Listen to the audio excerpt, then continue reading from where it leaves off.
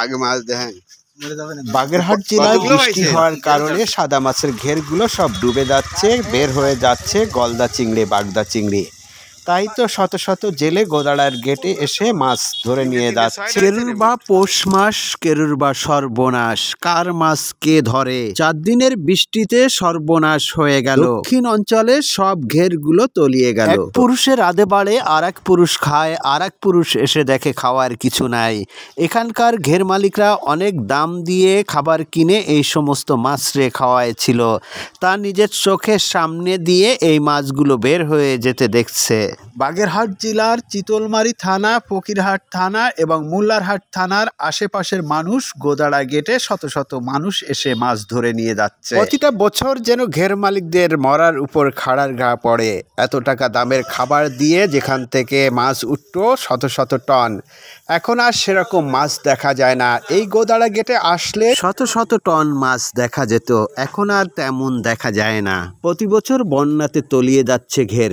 একটানা 4 দিন খুব বেশি বৃষ্টি হওয়াতে এই অঞ্চলের ঘেরগুলোর মাছ সব ডুবে বের হয়ে যাচ্ছে। বাগেরহাট জেলার সব কয়টি থানার ঘেরগুলো ডুবে গেল এবার বৃষ্টিতে। জোয়ারের পানি খুব বেশি দেখা যাচ্ছে, একেবারে গেটের মুখের কাছে চলে আসছে জোয়ারের পানি। আরেকটু হলে হয়তো গেটের উপর দিয়ে চলে যেতে পারে। 4 দিন পরে সকাল থেকে একটু বৃষ্টি কম দেখা যাচ্ছে। আবার যদি বৃষ্টি হয় তাহলে বাকি যেটুকু ছিল তাও শেষ হয়ে যাবে এখানকার মানুষের। শত শত মানুষ এসে এই মাছ মারা দেখছে আর অনেকে মাছ মারছে। এমনকি রোডে জাম হতেও দেখা গিয়েছে। অনেকে আবার প্রাইভেট কার নিয়ে এই মাছ মারা দেখতে আসছে। এই সমস্ত মাছগুলো সব ঘের থেকে বের হয়ে আসছে।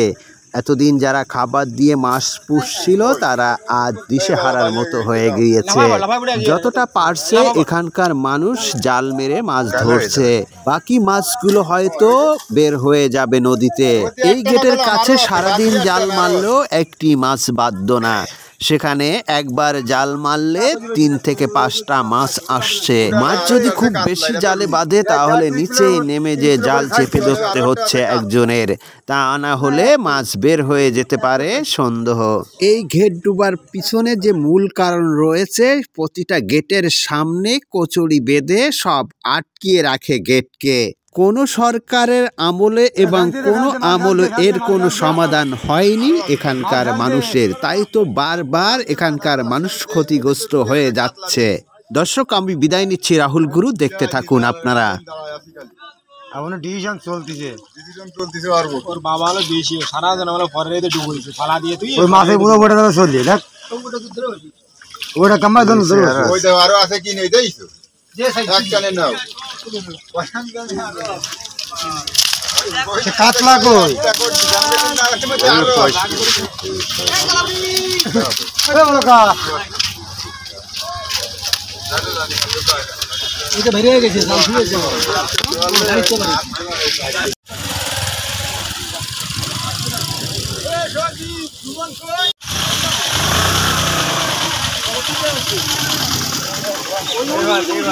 ও জোরে আদি পার দুধ না দিয়া আপনি পাবে না ও কেমন লাইন তুই যাতিলি আরে আমার ভাই না আওয়াজ যাচ্ছে ভাই বাইতে দেই যে ভাই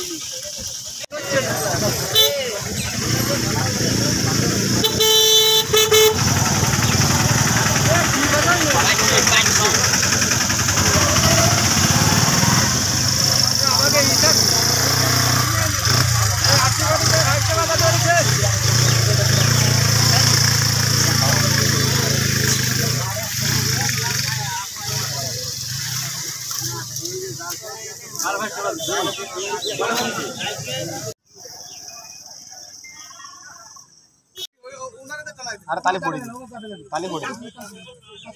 তালে তুই বুনার দে টানা নিজে নিজে টানো তুমি নিচে টানো তালে নিচে টানো পানির তল দে কোনো ভাই না মাছ বুঝা যাবে না নেওয়া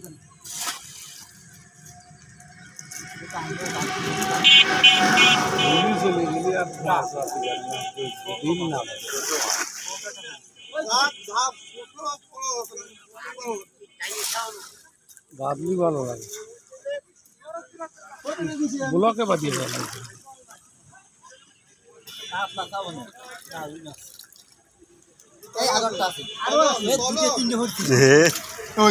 না না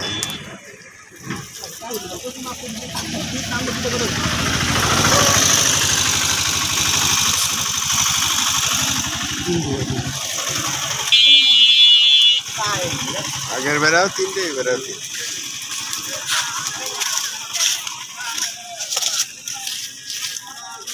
কয়টা হয়েছেন ভাই এই ভাই তিনটে আগে তিনটে তিনটে নিচে বাড়তেছে না আমার রাখি বলো সবসময় তিনটে পাচ্ছেন হ্যাঁ এই তো